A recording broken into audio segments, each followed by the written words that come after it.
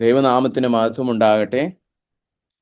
നമ്മുടെ റോമാലേഖനത്തിലൂടെയുള്ള പ്രതിവാര ബൈബിൾ സ്റ്റഡിയുടെ 2ാം ഭാഗത്തിലേക്ക് നമ്മൾ കടന്നു വന്നിരിക്കുകയാണ്. നമുക്ക് ഇന്നത്തെ വേദഭാഗം ആദ്യം വായിക്കാം. എല്ലാവരും റോമാലേഖനം 1-ാം അധ്യായത്തിൻ്റെ 16-ാം വാക്യം മുതൽ അതിൻ്റെ അവസാനം വരെ ശ്രദ്ധിക്കുക. 18 മുതലാണ് നമ്മുടെ ഇന്നത്തെ വേദഭാഗം, എങ്കിലും പശ്ചാത്തലം മനസ്സിലാക്കുവാൻ വേണ്ടി നമ്മൾ 16 മുതൽ വായിക്കുകയാണ്. ദൈവവചനം ഇങ്ങനെ പറയുന്നു: സുവിശേഷത്തെക്കുറിച്ച് എനിക്ക് ലജ്ജയില്ല. വിശ്വസിക്കുന്ന ഏവനും, ആദ്യം യഹൂദനും പിന്നെ യവനനും, അത് രക്ഷിക്കുന്നതിനുള്ള ദൈവശക്തിയാകുന്നുവല്ലോ. കാരണം ദൈവം മനുഷ്യനെ നീതിമാനാക്കുന്ന വിധം സുവിശേഷത്തിൽ വെളിപ്പെടുന്നു. വിശ്വാസത്താൽ നീതിമാൻ ജീവിക്കുമെന്ന് തിരുവെഴുത്ത് അനുസരിച്ച് ആ നീതീകരണം ആദ്യാവസാനം വിശ്വാസത്താലാണ്. എന്തെന്നാൽ അനീതി കൊണ്ട് സത്യത്തെ തടുക്കുന്ന മനുഷ്യരുടെ സകല അഭക്തിക്കും അനീതിക്കും നേരെ ദൈവത്തിൻ്റെ കോപം സ്വർഗത്തിൽ നിന്ന് വെളിപ്പെടുന്നു. ദൈവത്തെക്കുറിച്ച് അറിയാവുന്നത് അവർക്ക് വെളിവായിരിക്കുന്നു. ദൈവം അവർക്ക് വെളിവാക്കിയല്ലോ. അവൻ്റെ നിത്യശക്തിയും ദിവ്യത്വവുമായി അവൻ്റെ അദൃശ്യ ലക്ഷണങ്ങൾ ലോക സൃഷ്ടി മുതൽ അവൻ്റെ പ്രവൃത്തികളാൽ ബുദ്ധിക്ക് തെളിവായി വെളിപ്പെട്ടു വരുന്നു. അവർക്ക് പ്രതിവാദമില്ലാതിരിക്കേണ്ടതിനു തന്നെ.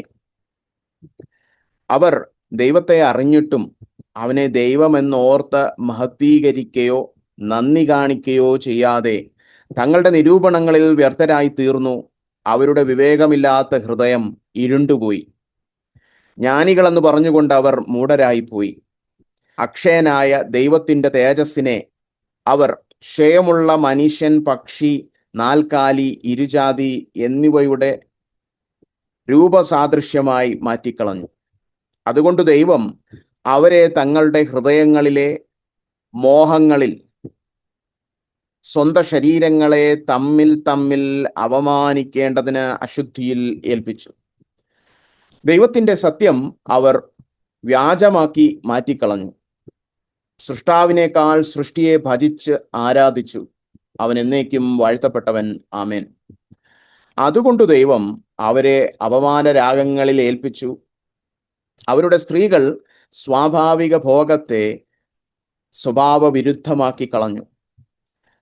അവണ്ണം പുരുഷന്മാരും സ്വാഭാവിക സ്ത്രീഭോഗം വിട്ട് അന്യോന്യം കാമം ജ്വലിച്ച് ആണോടാണ് അവലക്ഷണമായത് പ്രവർത്തിച്ചു. ഇങ്ങനെ അവർ തങ്ങളുടെ വിഭ്രമത്തിന് യോഗ്യമായ പ്രതിഫലം തങ്ങളിൽ തന്നെ പ്രാപിച്ചു. ദൈവത്തെ പരിജ്ഞാനത്തിൽ ധരിപ്പാൻ ഇഷ്ടമില്ലാത്തതിനു തക്കവണ്ണം ദൈവം അവരെ ഉചിതമില്ലാത്തത് ചെയ്യുവാൻ നികൃഷ്ടബുദ്ധിയിൽ ഏൽപ്പിച്ചു. അവർ സകല അനീതിയും ദുഷ്ടതയും അത്യാഗ്രഹവും ദുർബുദ്ധിയും നിറഞ്ഞവർ, അസൂയ, കൊല, പിണക്കം, കപടം, ദുശീലം എന്നിവ തിങ്ങിയവർ, ഉരുളക്കാർ, ഏഷണിക്കാർ, ദൈവദ്വേഷികൾ, നിഷ്ഠൂരന്മാർ, ഗർവിഷ്ഠന്മാർ, ആത്മപ്രശംസക്കാർ, പുതുദോഷം സങ്കൽപ്പിക്കുന്നവർ, മാതാപിതാക്കളെ അനുസരിക്കാത്തവർ, ബുദ്ധിഹീനർ, നിയമലംഘികൾ, വാത്സല്യമില്ലാത്തവർ, കനിവറ്റവർ. ഈ വക പ്രവർത്തിക്കുന്നവർ മരണയോഗ്യർ എന്നുള്ള ദൈവന്യായം അവർ അറിഞ്ഞിട്ടും അവയെ പ്രവർത്തിക്കുക മാത്രമല്ല, പ്രവർത്തിക്കുന്നവരിൽ പ്രസാദിക്കുകയും കൂടെ ചെയ്യുന്നു. ആമേൻ. അതാണ് നമ്മുടെ ഇന്നത്തെ വേദഭാഗം. കഴിഞ്ഞ പ്രാവശ്യം കണ്ട ആമുഖമായ ചില ചിന്തകൾ പങ്കുവെക്കട്ടെ. ഉള്ളടക്കം നമ്മൾ ആദ്യമേ ഒന്ന് കണ്ടതാണ്. ഈ റോമാലേഖനത്തിൻ്റെ മൊത്തം ഉള്ളടക്കം ഒരു ഒറ്റ സന്ദേശമായിട്ട് നമുക്ക് ഇവിടെ കാണുവാനായിട്ട് കഴിയും. ഇതെല്ലാ ആഴ്ചയും കാണിക്കുന്നത് ഈ പഠന പരമ്പരയ്ക്ക് ഒരു പ്രത്യേക ലക്ഷ്യമുണ്ട്. റോമാലേഖനം വളരെ ഗാഢമായിട്ട് നമുക്ക് വർഷങ്ങളോളം പഠിക്കുവാൻ കഴിയും.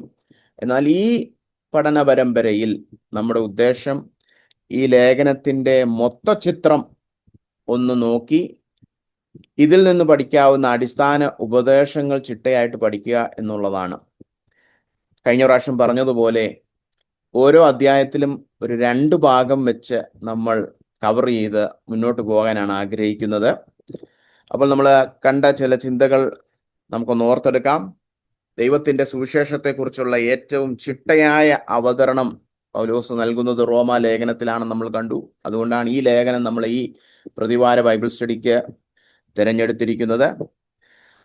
അതുപോലെ തന്നെ നമ്മൾ കഴിഞ്ഞ പ്രാവശ്യം കണ്ടു, ഇതിന്റെ പ്രമേയം ദൈവത്തിന്റെ സുവിശേഷമാണ്. ഇതിലെ ഏറ്റവും പ്രധാനപ്പെട്ട പദപ്രയോഗം ദൈവത്തിന്റെ നീതി എന്നതുമാണ്. അതായത് ദൈവം എങ്ങനെ മനുഷ്യനെ നീതിമാനാക്കുന്നു എന്നുള്ളതാണ് ഇതിലെ ഏറ്റവും പ്രധാനപ്പെട്ട വിഷയം. അപ്പോൾ കഴിഞ്ഞ പഠനത്തിൽ നമ്മൾ കണ്ടായിരുന്നു, വിശ്വാസത്താലുള്ള നീതീകരണമാണ് സുവിശേഷത്തിന്റെ അന്തസത്ത. വിശ്വസിക്കുന്ന ഏവനും, അത് യഹൂദനാകട്ടെ ജാതീയനാകട്ടെ, സകലർക്കും ദൈവം നീതി കടമായിട്ട് ദാനമായിട്ട് കൊടുക്കും. അങ്ങനെ അവർ നീതിമാന്മാരായി രക്ഷിക്കപ്പെടും എന്നുള്ളതാണ് സുവിശേഷത്തിന്റെ ഏറ്റവും കാതലായ സന്ദേശം. ഇനി ഇന്നത്തെ നമ്മുടെ വേദഭാഗം നമ്മൾ വായിച്ചു കേട്ടപ്പോൾ തന്നെ നിങ്ങൾക്ക് ഒരു ഏകദേശ രൂപം കിട്ടിക്കാണും. ഇന്നത്തെ വേദഭാഗം സമർത്ഥിക്കുന്നത് സകല മനുഷ്യരും പാപികളാണെന്നാണ്. അത് ഇവിടെ ആരംഭിച്ച് 3:20 വരെ പൗലോസ് ഇതേ വിഷയം കൈകാര്യം ചെയ്യാൻ പോവാണ്. ഇതൊരു വലിയൊരു ഭാഗമാണ്. തെളിയിക്കുവാൻ താൻ നോക്കുന്നത് മനുഷ്യരെല്ലാം പാപികളാണെന്നാണ്. അപ്പോ ഇന്നത്തെ നമ്മുടെ വേദഭാഗം സകല മനുഷ്യരും പൊതുവായിട്ട് പറയുകയാണ്. പിന്നെ വേണമെങ്കിൽ പറയാം, കർത്താവിൻ്റെ തിരുവെഴുത്തുകൾ ലഭിച്ചിട്ടില്ലാത്ത, സൃഷ്ടിയിൽ നിന്നുള്ള വെളിപ്പാട് മാത്രം ലഭിച്ചിട്ടുള്ള ജാതീയർ അല്ലെങ്കിൽ യഹൂദന്മാർ അല്ലാത്തവരെല്ലാം പാപികളാണ്. ഇനി അടുത്ത ആഴ്ച നമ്മൾ 2-ാം അധ്യായത്തിൽ കണ്ടു തുടങ്ങും, തിരുവെഴുത്തുകളൊക്കെ ലഭിച്ച യഹൂദന്മാരും പാപികളാണ്, അവരെയും ദൈവം വിധിക്കും. അങ്ങനെ 3ന്റെ അവസാനം എല്ലാവരും, യഹൂദനാകട്ടെ ജാതീയനാകട്ടെ, എല്ലാവരും ദൈവത്തിൻ്റെ ശിക്ഷാവിധിയിലാണെന്ന് പൗലോസ് തെളിയിക്കും. ഇതെല്ലാം തെളിയിക്കുന്നത് വീണ്ടും 1:17 കണ്ട സത്യം വീണ്ടും ആവർത്തിക്കുവാൻ വേണ്ടിയിട്ടാണ്. നീതീകരണം വിശ്വാസത്താൽ കടമായിട്ട് ലഭിച്ചാലേ നമ്മളെല്ലാവരും രക്ഷിക്കപ്പെടുകയുള്ളൂ. അതുകൊണ്ടാണ് 1:17 ഇതിൽ ദൈവത്തിന്റെ നീതി വെളിപ്പെടുന്നു എന്ന് പറയുന്നു. 3:21 പറയുന്നു, ഇപ്പോഴിതാ ന്യായപ്രമാണം കൂടാതെ ഒരു നീതി വെളിപ്പെട്ടു വന്നിരിക്കുന്നു. അപ്പോൾ ആ വിഷയത്തിലേക്ക് വീണ്ടും 3:21 പൗലോസ് മടങ്ങി വരും. പക്ഷെ ഇതെല്ലാം തെളിയിക്കുന്നത് നാം സുവിശേഷം കേൾക്കേണ്ടതിൻ്റെ അത്യാവശ്യകതയാണ്. സകല മനുഷ്യരും പാപികളാണ്. നീതീകരണം നമ്മൾ പ്രാപിക്കണമെങ്കിൽ, ദൈവത്തോട് നിരപ്പ് പ്രാപിക്കണമെങ്കിൽ ഒരു വഴിയേ ഉള്ളൂ, സുവിശേഷം വിശ്വസിക്കണം.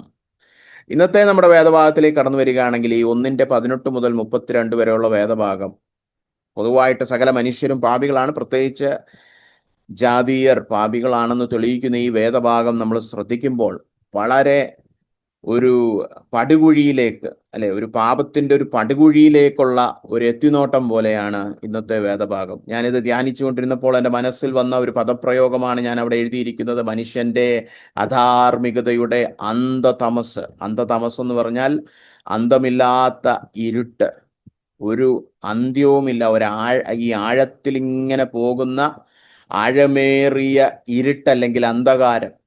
അതാണ് നമ്മൾ ഇന്നത്തെ വേദഭാഗത്തിൽ വിവരിച്ച് കാണുവാനായിട്ട് പോകുന്നത്. നമ്മുടെ പഠന രീതി നമുക്ക് മനസ്സിൽ വെക്കാം.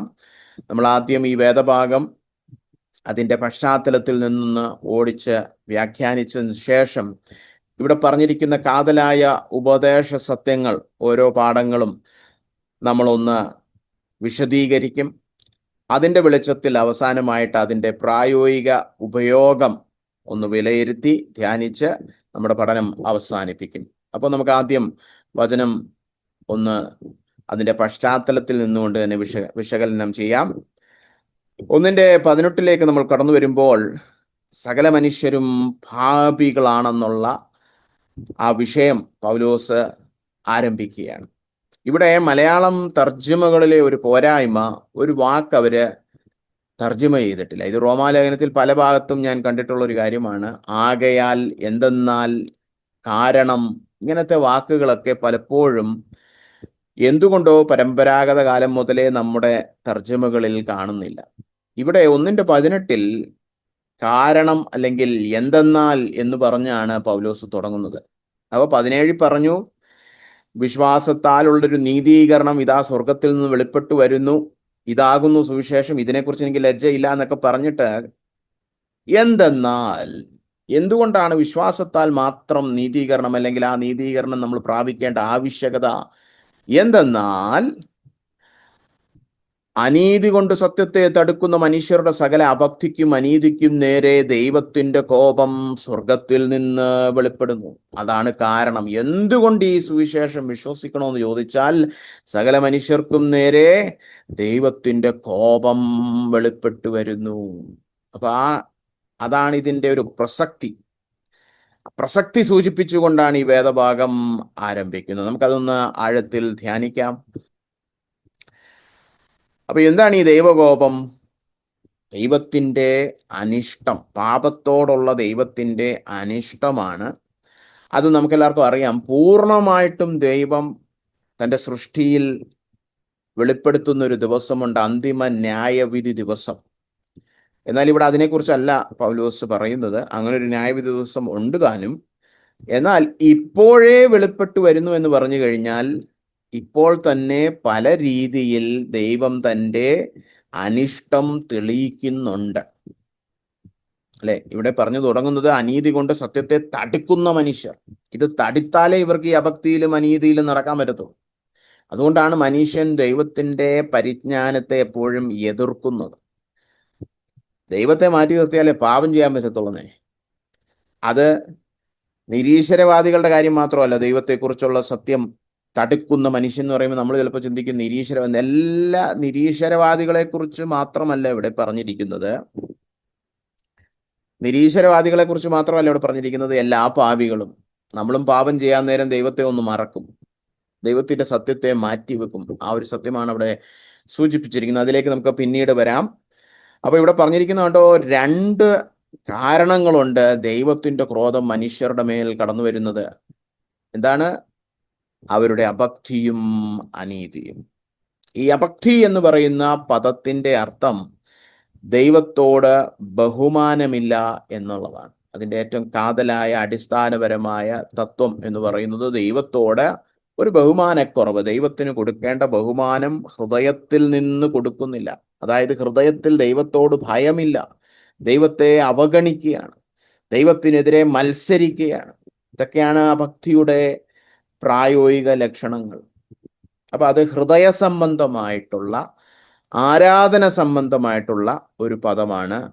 അത് കഴിഞ്ഞ് പറഞ്ഞിരിക്കുന്നത് അനീതി. അനീതി എന്നുള്ള വാക്കിന്റെ അർത്ഥം ദുഷ്ടത എന്നാണ്. മനുഷ്യൻ ചെയ്യുന്ന ദോഷപ്രവർത്തികളെയാണ് അത് സൂചിപ്പിക്കുന്നത്. അപ്പോൾ ഒന്നാമത്തെ പദം ഹൃദയത്തെ സംബന്ധിച്ചാണ്, രണ്ടാമത്തെ പദം അവന്റെ പ്രവൃത്തികളെ കുറിച്ചുള്ളതാണ്. അതായത് ദൈവത്തിന്റെ ദൃഷ്ടിയിൽ ശരിയല്ലാത്തത്, നല്ലതല്ലാത്തത് അവൻ പ്രവർത്തിക്കുന്നു. അപ്പൊ ഈ വകഭേദം നമ്മൾ മനസ്സിൽ വെക്കണം. ഇത് തന്നെയാണ് പൗലോസ് മനസ്സിൽ വെച്ച് ഈ വേദഭാഗം എഴുതുവാനും ഉപയോഗിച്ചിരിക്കുന്നത്. ഈ ഒരു വേർതിരിവ് നിലനിർത്തിക്കൊണ്ട് തന്നെയാണ് ഇനി തുടർന്നുള്ള വേദഭാഗം നമ്മൾ കാണുവാനായിട്ട് പോകുന്നത്. 1:19 മുതൽ 27 വരെയും മനുഷ്യന്റെ അഭക്തിയെക്കുറിച്ചും 1:28 മുതൽ 32 വരെ മനുഷ്യന്റെ അനീതിയെക്കുറിച്ചും പൗലോസ് ഇവിടെ വിവരിക്കുന്നു. 1:19 നമുക്ക് കടന്നു വരാം. നമ്മൾ നേരത്തെ കണ്ടു 18 ദൈവത്തിന്റെ സത്യത്തെ മനുഷ്യർ തടുക്കുന്നു, അനീതി കൊണ്ട് തടുക്കുന്നു. എങ്കിലേ അവർക്ക് അനീതി പ്രവർത്തിക്കാൻ പറ്റത്തുള്ളൂ. അതെങ്ങനെ അവർ തടുക്കുന്നതെന്നുള്ളത് കുറച്ചുകൂടെ വ്യക്തമാക്കുന്നത്, വിശദീകരിക്കുന്നത് ഇനിയുള്ള ഈ 2 വാക്യങ്ങളിലാണ്, 19-ലും 20-ലും, അല്ലെ? അവിടെ പൗലോസ് പറയുന്നത്, നമുക്ക് ദൈവത്തെക്കുറിച്ച് ഉള്ള അറിവില്ലായ്മ നിമിത്തമല്ല നമ്മൾ പാപം ചെയ്യുന്നത്. പിന്നെ അവിടെ പറഞ്ഞിരിക്കുകയാണ്, അവർക്ക് അവസാനം 20-ന്റെ അവസാനം അവർക്ക് പ്രതിവാദമൊന്നും പറയാതിരിക്കുവാൻ തന്നെ. അങ്ങനെ ഒരു പ്രതിവാദം ആരും പറയാമെന്ന് ചിന്തിക്കണം. അയ്യോ, എനിക്ക് അറിഞ്ഞുകൂടായിരുന്നു ദൈവം ഉണ്ടെന്നും ദൈവത്തിന്റെ വചനം പാലിക്കപ്പെടണമെന്നും ദൈവത്തിന്റെ നീതി ഞാൻ കാത്തു സൂക്ഷിക്കണമായിരുന്നു എന്നൊന്നും എനിക്ക് അറിഞ്ഞുകൂടായിരുന്നു എന്ന് ആർക്കും പറയാതിരിക്കുവാൻ തന്നെ. അതാണ് 1:20 അവസാനം പൗലോസ് പറയുന്ന, ഒരു പ്രതിവാദവും അവർക്കില്ലാതിരിക്കുവാൻ തന്നെ ഇങ്ങനെ ഒരു സംഭവ വികാസം ഉടലെടുത്തിരിക്കുകയാണ്. എന്താണ് ആ സംഭവ വികാസം? എന്താണ് ഈ വിഷയം? ദൈവം ഈ സൃഷ്ടിയിലൂടെ സകല മനുഷ്യർക്കും തന്നെ കുറിച്ചുള്ളൊരു പൊതുവായ വെളിപ്പാട് ബുദ്ധിക്ക് തെളിവായി വെളിവാക്കുന്നുണ്ട്.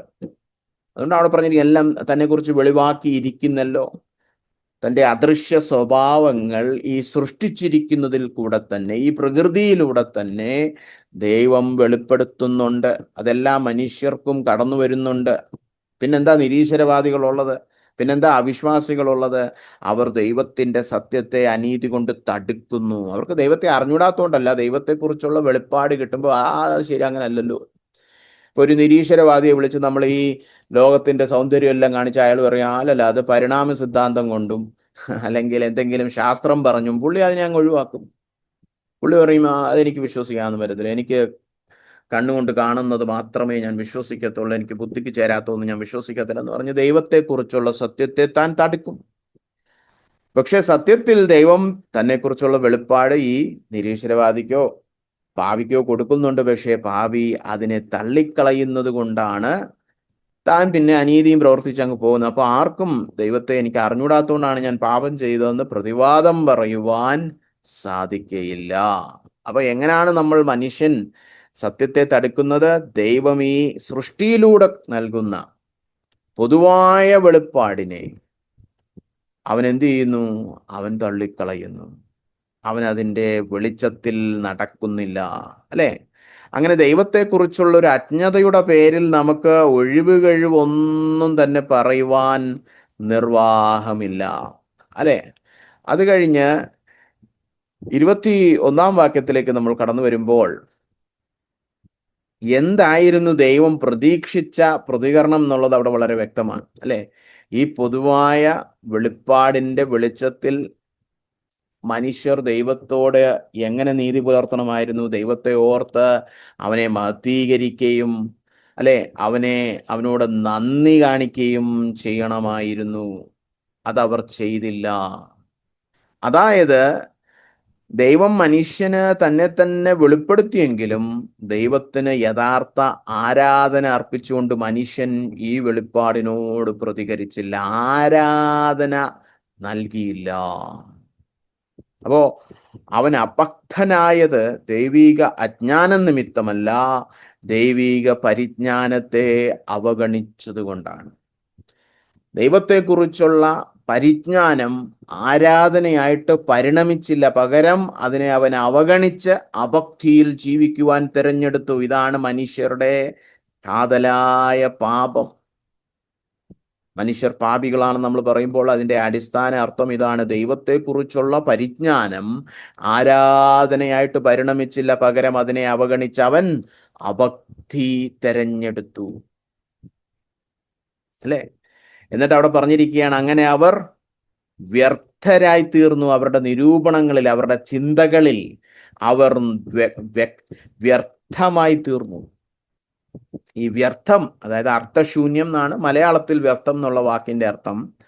പക്ഷെ ഇവിടെ വ്യർത്ഥമെന്ന് തർജ്ജമ ചെയ്തിരിക്കുന്ന മൂലഭാഷയിലെ, യവന ഭാഷയിലെ പദത്തിന്റെ അർത്ഥം, തിരുവെഴുത്തുകൾ എവിടെ എടുത്ത് നമ്മൾ നോക്കിയാലും അതിന്റെ സ്ഥിരമായുള്ള ഒരു അർത്ഥം മൂഢനും ദുഷ്ടനുമായി തീരുക,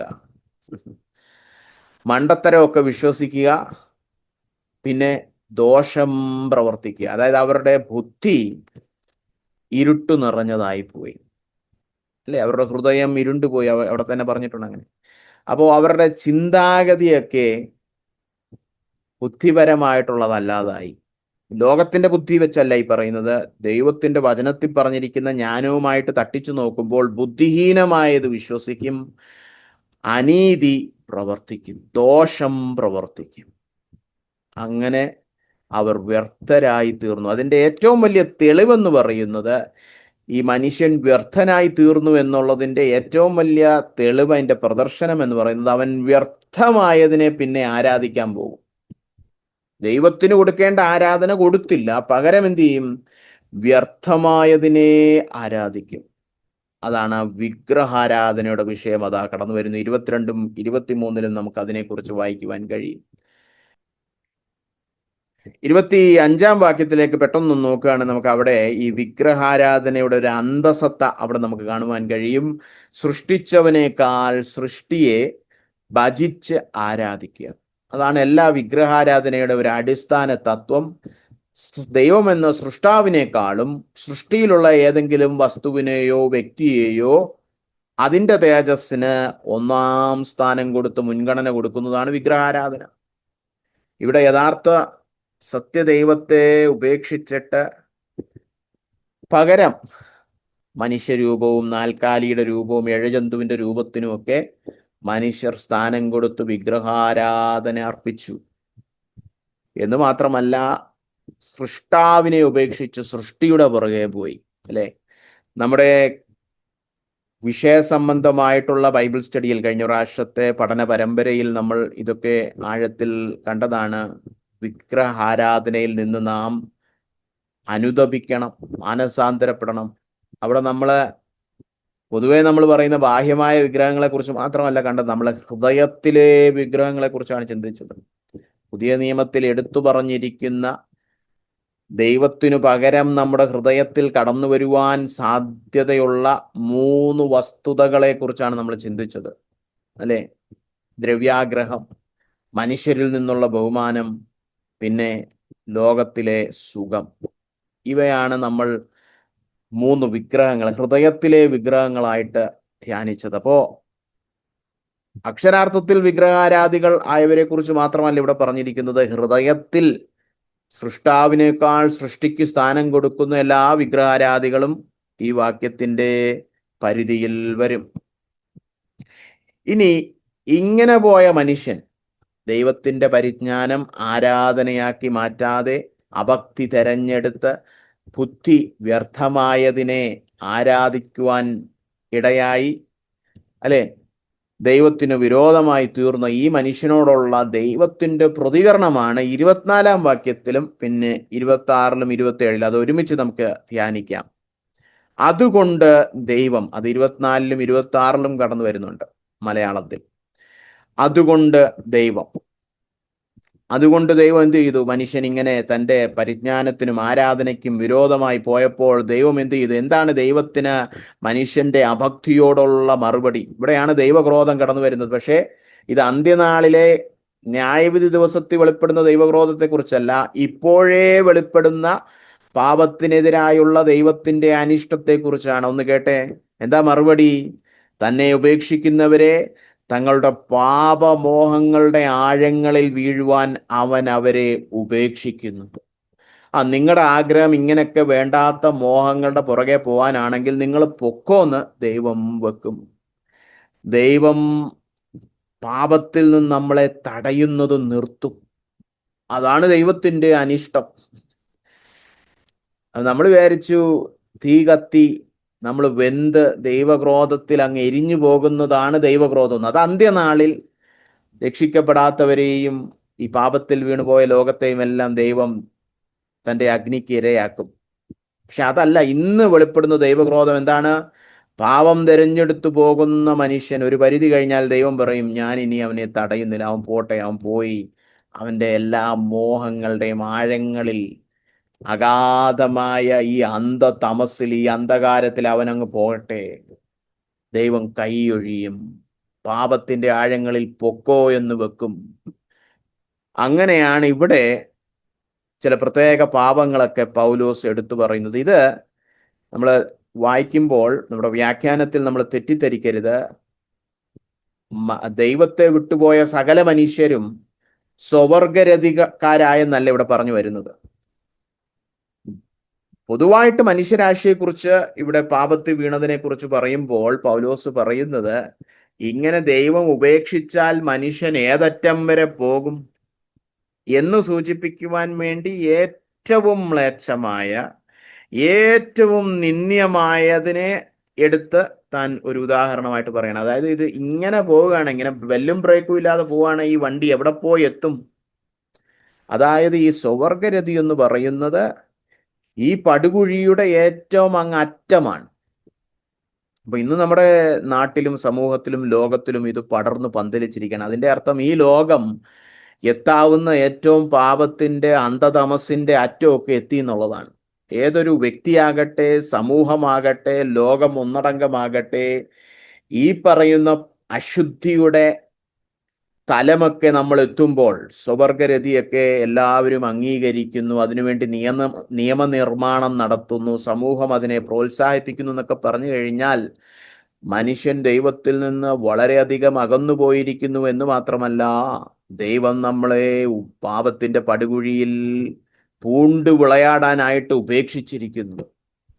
വളരെ ദുഃഖിപ്പിക്കുന്നതും ഭയപ്പെടുത്തുന്നതുമായ ഒരു ചിത്രമാണ്. കാരണം ഇവിടെ പൗലോസ് പറയാൻ ഉദ്ദേശിച്ചത് എന്താണെന്ന് നമ്മൾ മനസ്സിലാക്കുമ്പോൾ, എല്ലാ മനുഷ്യനും പോയി അങ്ങ് സ്വർഗരതിക്കാരനായെന്നല്ല. മനുഷ്യൻ ദൈവത്തെ ഉപേക്ഷിക്കുമ്പോൾ കടന്നു വരുന്ന ദൈവക്രോധം, ദൈവത്തിന്റെ അനിഷ്ടം, അവനെ ദൈവം ഉപേക്ഷിക്കും. അങ്ങനെ ഉപേക്ഷിക്കപ്പെട്ട മനുഷ്യൻ ഏതറ്റം വരെ പോകും, അതിൻ്റെ ഏറ്റവും അന്ത്യം എവിടാണെന്ന് സൂചിപ്പിക്കുവാൻ താൻ ഉദാഹരണമായിട്ട് തെരഞ്ഞെടുത്ത പാപം ഇന്ന് നമ്മുടെ ലോകത്തിൽ സാർവലൗകികമായിട്ട് എല്ലായിടത്തും അംഗീകരിക്കപ്പെടുന്ന, പ്രോത്സാഹിക്കപ്പെടുന്ന ഒരു ജീവിതചര്യയായി മാറിയിരിക്കുന്നു എന്ന് പറഞ്ഞാൽ അതിൻ്റെ അർത്ഥം നമ്മൾ എത്ര അധികം ദൈവത്തിൽ നിന്ന് അകന്നുപോയി. ഇന്നത്തെ ലോകം ദൈവനിഷേധികളെ കൊണ്ട് നിറഞ്ഞിരിക്കുകയാണ്, അല്ലേ? വളരെ ഭയാനകമായ ഒരു യാഥാർത്ഥ്യമാണ് അത് ചൂണ്ടിക്കാണിക്കുന്നത്. അവിടെ പറഞ്ഞിരിക്കുകയാണ്, സ്വാഭാവിക ഭോഗത്തെ സ്വഭാവ വിരുദ്ധമാക്കി കളഞ്ഞു. അത് സ്ത്രീകളാകട്ടെ പുരുഷന്മാരാകട്ടെ, സ്വാഭാവിക ഭോഗത്തെ, പുരുഷന്മാരുടെ കാര്യത്തിൽ പറഞ്ഞാൽ സ്വാഭാവിക സ്ത്രീഭോഗത്തെ, അതായത് പ്രകൃതി വിരുദ്ധമായ ഭോഗത്തിന് അവർ തിരിഞ്ഞു. സാധാരണ മനുഷ്യർക്ക്, അല്ലെ, അവരുടെ ലിംഗമനുസരിച്ച് അവർക്ക് സ്വാഭാവിക ഭോഗമുണ്ട്. പുരുഷന്മാർക്ക് സ്ത്രീകളോടും, സ്ത്രീകൾക്ക് പുരുഷന്മാരോടും. പക്ഷെ ഈ സ്വാഭാവിക ഭോഗത്തെ, പ്രകൃതി വിരുദ്ധമായ ഭോഗത്തിലേക്ക് അവർ തിരിഞ്ഞ് അപലക്ഷണമായത് പ്രവർത്തിച്ചു എന്നാണ്. അപ്പോൾ അശുദ്ധിയിൽ അവരെ ദൈവം ഏൽപ്പിച്ചു, അല്ലെ? അവരെ ഉപേക്ഷിച്ച് അശുദ്ധിയിലേക്ക് ഏൽപ്പിച്ചു. ഏതറ്റം വരെ പോകും അങ്ങനെ നമ്മൾ ദൈവത്തെ ഉപേക്ഷിച്ച് പോവുകയാണെങ്കിൽ? ഈ പറയുന്ന പോലത്തെ പ്രകൃതി വിരുദ്ധമായ ഭോഗത്തിന് പോലും അധീനരായി പോകും. അടിമത്തം അത്ര ഭയാനകമായ നിലയിലേക്ക് പാപം വളർത്തും. അങ്ങനെ സകല മനുഷ്യരും ഹൃദയത്തിൽ അഭക്തരായി ദൈവത്തോടുള്ള ബന്ധത്തിൽ വിഗ്രഹാരാധന കടന്നു വന്നു.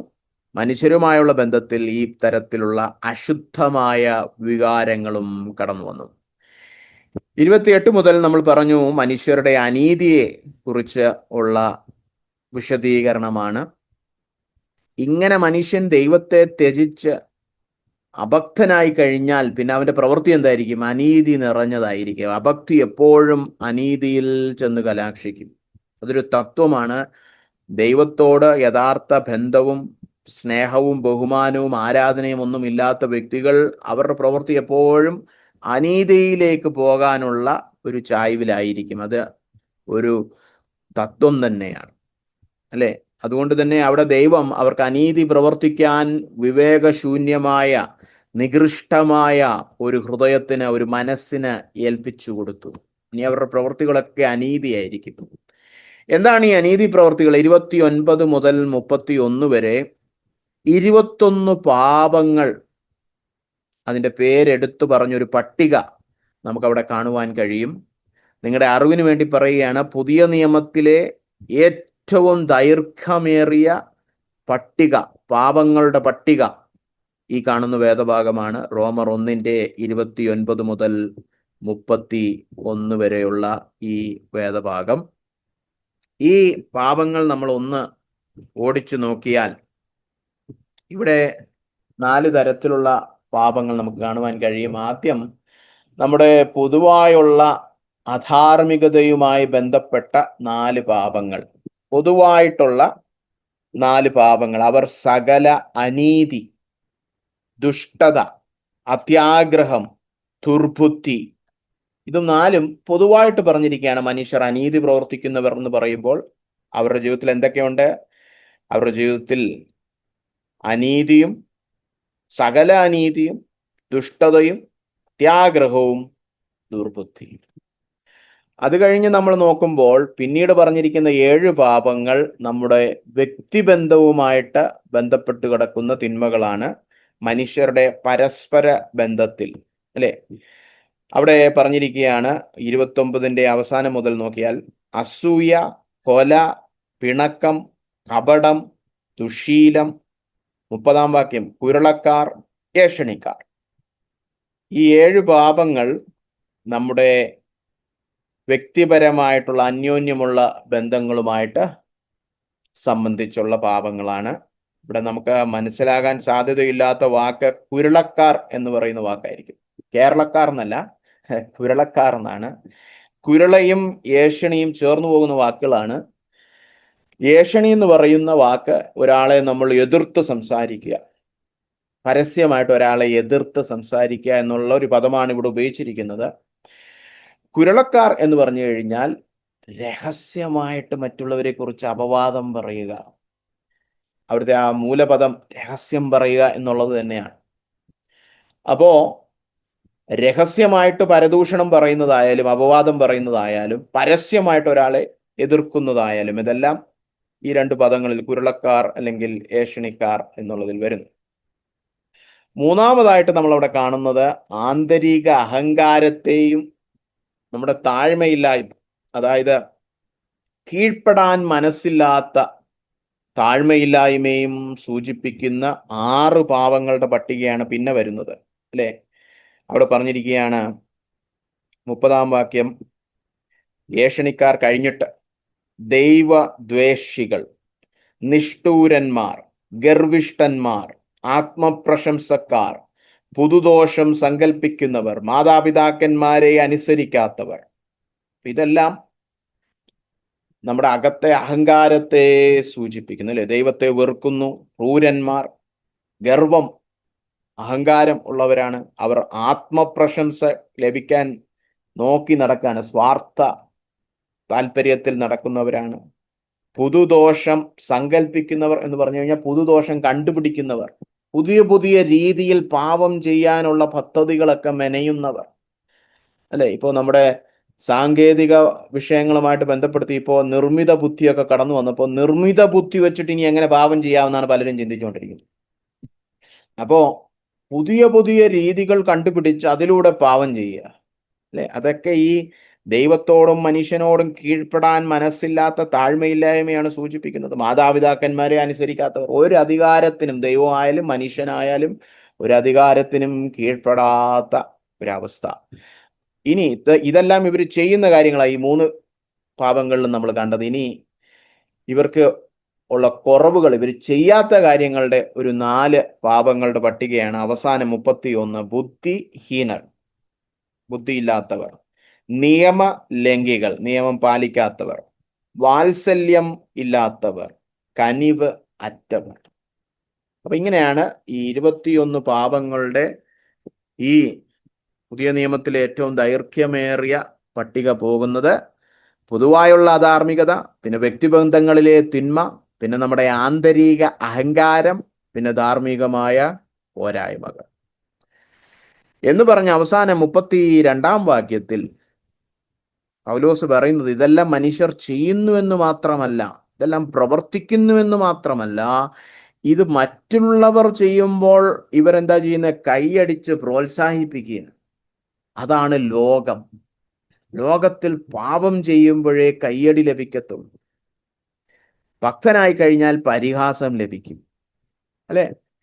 നമ്മൾ മനുഷ്യരുടെ പാപകഥകളൊക്കെ വലിയ വീരചരിത്രമാക്കി സിനിമയാക്കും, അല്ലെ? ഇപ്പൊ ബാങ്ക് കുത്തിപ്പൊളിച്ച് പൈസ അടിച്ചുകൊണ്ട് പോകുന്നത് വളരെ രസകരമായ ഒരു സിനിമയാകും.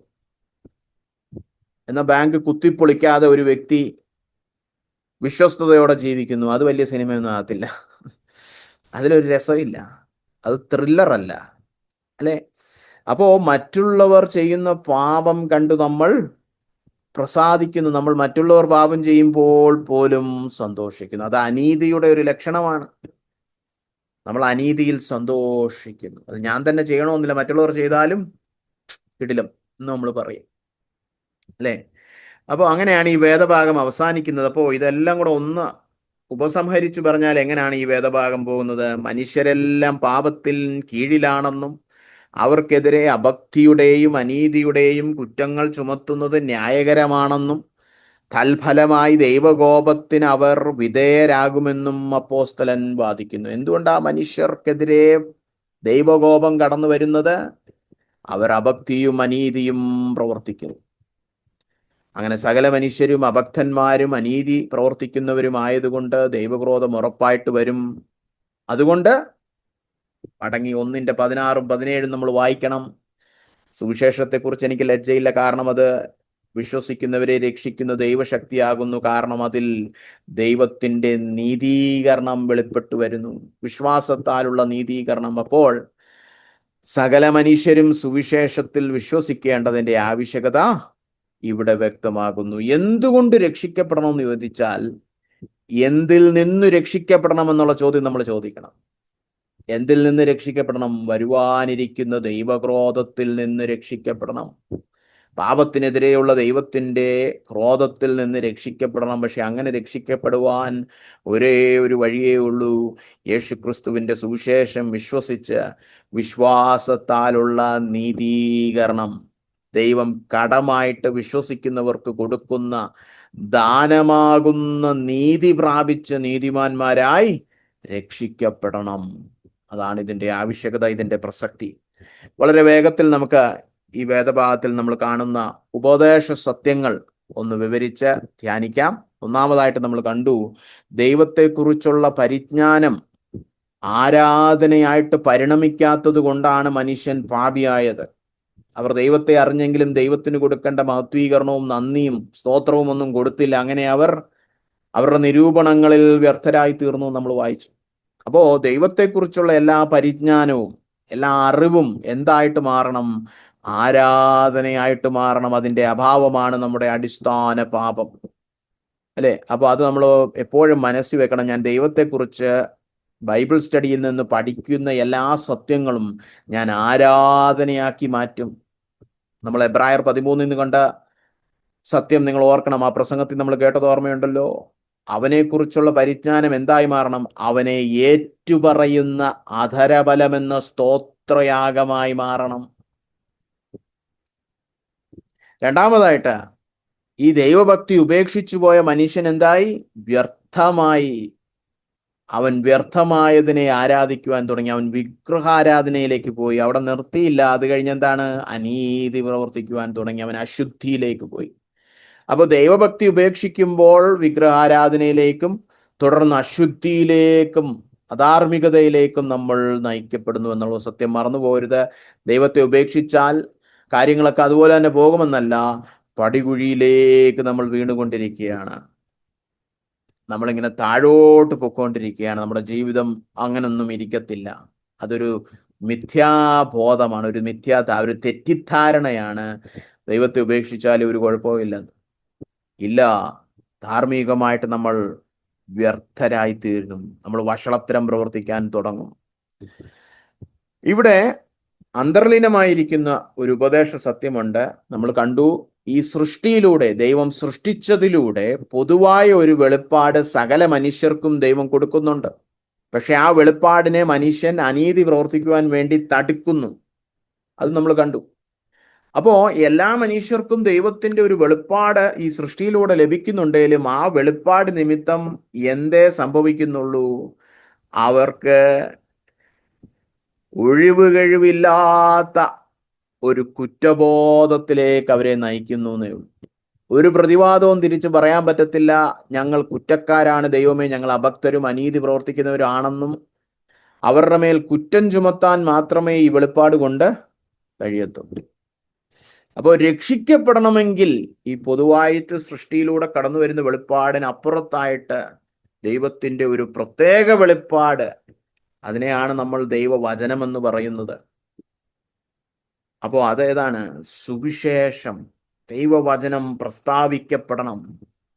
മനുഷ്യർക്ക് രക്ഷിക്കപ്പെടണമെങ്കിൽ ഈ പൊതുവായ വെളിപ്പാട് പോരാ, ദൈവത്തിന്റെ പ്രത്യേക വെളിപ്പാടായ സുവിശേഷം അനിവാര്യമാണ്. അതുകൊണ്ടാണ് സുവിശേഷം സകലരോടും പ്രസംഗിക്കപ്പെടേണ്ടത്. അവസാനമായിട്ട്, ഈ ദൈവകോപത്തിൽ നിന്നുള്ള രക്ഷ സുവിശേഷത്തിലൂടെ മാത്രമേ ലഭ്യമാകൂ. കാരണം ക്രിസ്തുവിൽ മാത്രമേ നമുക്ക് ദൈവം മുമ്പാകെ പൂർണ്ണമായൊരു നീതീകരണം ലഭിക്കൂ. അത് നമ്മൾ പല പ്രാവശ്യം ഞാൻ പറഞ്ഞു. ഈ വേദഭാഗത്തിന്റെ പ്രസക്തി എന്താണ്? അത് ചൂണ്ടിക്കാണിക്കുന്നത് രക്ഷിക്കപ്പെടേണ്ടതിന്റെ ആവശ്യകത. കാരണം മനുഷ്യരെല്ലാവരും പാപികളാണ്, കോപത്തിന് കീഴിലാണ്. രക്ഷിക്കപ്പെടണമെങ്കിൽ നീതീകരണം വേണം. നീതീകരണം വിശ്വാസത്താൽ മാത്രം.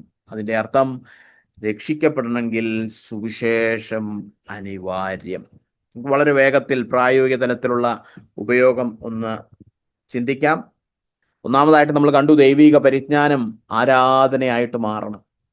അപ്പോൾ നിങ്ങൾ നിങ്ങളെ തന്നെ ഒന്ന് ശോധന ചെയ്താട്ടെ. ദൈവത്തെക്കുറിച്ചുള്ള നിങ്ങളുടെ അറിവെല്ലാം ദൈവത്തെ മഹത്വപ്പെടുത്തുവാനും നന്ദി പറയുവാനും ആരാധിക്കുവാനുമൊക്കെ നിങ്ങൾ പരിശ്രമിക്കുന്നുണ്ടോ? നിങ്ങളൊരു ദൈവഭക്തനാണോ? കർത്താവിന് നമ്മൾ വചനത്തിൽ കണ്ടതുപോലെ അധരബലമായ സ്തോത്രയാഗത്തിലൂടെ അവനെ ഏറ്റുപറയുന്നുണ്ടോ?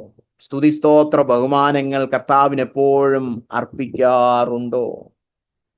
അതോ ദൈവത്തെക്കുറിച്ചുള്ള പരിജ്ഞാനം ആരാധനയായിട്ട് പരിണമിക്കുന്നില്ല, അത് തടുത്ത് ദൈവത്തിന് കൊടുക്കേണ്ട മഹത്വവും സ്തോത്രവും ഒന്നും കൊടുക്കുന്നില്ല എന്നാണെങ്കിൽ അത് കൂടുതൽ വ്യർത്ഥമായ പാപ വിഷയങ്ങളിലേക്ക് നമ്മളെ നയിക്കും.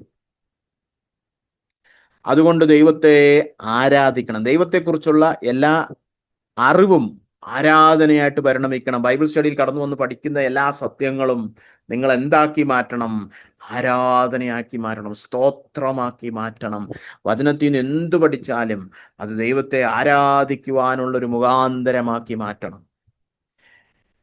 രണ്ടാമതായിട്ട് നമ്മളിവിടെ കണ്ടു, ദൈവത്തെ ഉപേക്ഷിച്ചു പോയാൽ എന്തിലേക്ക് നമ്മൾ കടന്നു പോകും? വിഗ്രഹാരാധനയിലേക്കും അനീതി പ്രവർത്തിക്കുന്നതിലേക്കും അശുദ്ധിയുടെ ആഴങ്ങളിലേക്കുമൊക്കെ നമ്മൾ വീണുപോകും. അങ്ങനെ നമ്മുടെ ജീവിതത്തിൽ എന്തെങ്കിലും വിഗ്രഹാരാധനയോ അനീതിയോ നമ്മൾ കാണുന്നെങ്കിൽ അതിൽ നിന്ന് നമ്മൾ അനുതപിക്കണം. മനം തിരിഞ്ഞ് ഏകസത്യ ദൈവത്തിലേക്ക് തിരിയണം. ഇവിടെ നേരത്തെ പറഞ്ഞതുപോലെ ഹൃദയത്തിലെ വിഗ്രഹാരാധനയെക്കുറിച്ച് നമ്മൾ ചിന്തിക്കണം. മാമോൻ സേവ, ദൈവത്തിന് പകരം കടന്നു വരുന്ന വിഗ്രഹം, ഹൃദയത്തിലെ വിഗ്രഹം, ദ്രവ്യാഗ്രഹം, പണമോഹം നമ്മൾ അനുതപിക്കണം. യോഹന്നാൻ 12 പറഞ്ഞിരിക്കുന്ന മനുഷ്യരിൽ നിന്ന് ലഭിക്കുന്ന ബഹുമാനം നമ്മൾ അനുതപിക്കണം. 2 തിമോത്തി 3 പറഞ്ഞിരിക്കുന്ന ഭോഗപ്രിയം, ദൈവപ്രിയരാകുന്നതിന് പകരം അവർ ഭോഗപ്രിയരായെന്നാണ് അവിടെ പൗലോസ് പറയുന്നത്. ഭോഗപ്രിയം, അതായത് സുഖത്തിനെ കുറിച്ചുള്ള പ്രിയം, ഈ ലോകത്തിൽ ലഭിക്കുന്ന സുഖലോലുപതകൾ, അത് ഏതു തരത്തിലുള്ള സുഖമാകട്ടെ, സാമ്പത്തികത്തിൽ നിന്നോ ലൈംഗികതയിൽ നിന്നോ അല്ലെങ്കിൽ ലോകത്തിൻ്റെതായ പലവിധ ലഹരിയിൽ നിന്നോ, ഏതു തരത്തിലുള്ള സുഖമായാലും, ശാരീരിക സുഖമായാലും മാനസിക സുഖമായാലും, ദൈവത്തെക്കാളും അതിന് സ്ഥാനം നമ്മുടെ ഹൃദയങ്ങളിലുണ്ടെങ്കിൽ അത് വിഗ്രഹാരാധനയാണ്. നമ്മൾ അതിനെ അനുതപിച്ചേ മതിയാവൂ. മൂന്നാമതായിട്ട്, എല്ലാ മനുഷ്യരും പാപികളാണെന്നും വരുവാനിരിക്കുന്ന ഈ ദൈവക്രോധത്തിൽ നിന്ന് രക്ഷിക്കപ്പെടണമെങ്കിൽ കടമായിട്ട് ദൈവം ദാനം കൊടുക്കുന്ന നീതി, സുവിശേഷം വിശ്വസിച്ചവർ പ്രാപിക്കേണ്ടതിൻ്റെ ആ അത്യാവശ്യകത ഓർത്തുകൊണ്ട് നമ്മൾ എന്ത് ചെയ്യണം? സകല മനുഷ്യരോടും സുവിശേഷം പ്രസ്താവിക്കണം. സുവിശേഷീകരണത്തിൽ ഒരു എരിവുണ്ടായിരിക്കണം. ഇന്ന് കണ്ട സത്യങ്ങളൊക്കെ നമ്മൾ വിശ്വസിക്കുന്നെങ്കിൽ സകല മനുഷ്യരും ദൈവക്രോധത്തിന് കീഴിലാണ്, അവർ അഭക്തരാണ്, അനീതി പ്രവർത്തിക്കുന്നവരാണ്, അവർക്കെതിരായിട്ട് ദൈവത്തിൻ്റെ അനിഷ്ടം അന്ത്യനാളിൽ നിത്യന്യായവിധിയായിട്ടും കടന്നു വരുമെന്നുള്ള ബോധ്യം നമുക്കുണ്ടെങ്കിൽ എരിവോടെ നമ്മൾ സകല മനുഷ്യരോടും ഈ ദാനമായി നൽകുന്ന നീതീകരണത്തിൻ്റെ സന്ദേശമായ സുവിശേഷം പങ്കുവെക്കണം. സകലരോടും നമ്മൾ യേശുക്രിസ്തുവിൻ്റെ സുവിശേഷം പ്രസ്താവിക്കണം.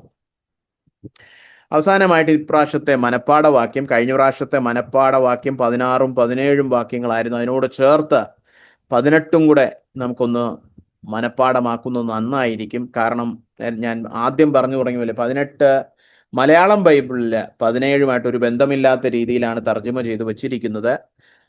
16ഉം 17ഉം കഴിഞ്ഞ് 18 ആരംഭിക്കുന്നത് എന്തെന്നാൽ, കാരണം അതുമായിട്ട് ബന്ധമുണ്ട്.